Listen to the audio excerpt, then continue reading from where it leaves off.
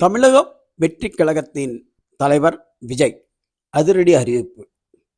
விஜயின் மீது ஒரு புகார் எழுந்து கொண்டே இருக்கிறது. அவர் திரைப்படங்களில் நடித்துக்கொண்டே அரசியல் கட்சி நடத்துகிறார். நடிகைகளின் இடுப்பில் கிள்ளிக்கொண்டு வசனம் பேசுகிறார்.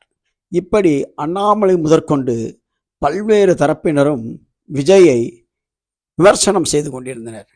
இதற்கு பதிலடி தரும் வகையில் நடிகர் விஜய் தற்பொழுது ஜனநாயக படப்பிடிப்பில் இன்னும் 25 நாள் தான் நடைபெறும். அது நிறைவடைந்தவுடன் நேரடியாக அரசியல் களத்தில் குதிப்பார். இப்படி மக்களை நேரில் சந்திப்பார். அதால் மக்களிடம் பிரச்சாரம், பொதுக்கூட்டம், மகாநாடு போன்றவைகள் தொடர்ந்து நடைபெறும். தீவிர அரசியலில் இன்னும் 25 நாளுக்கு பின் விஜய் இறங்குவார் என்று தெரிவிக்கப்படுகிறது.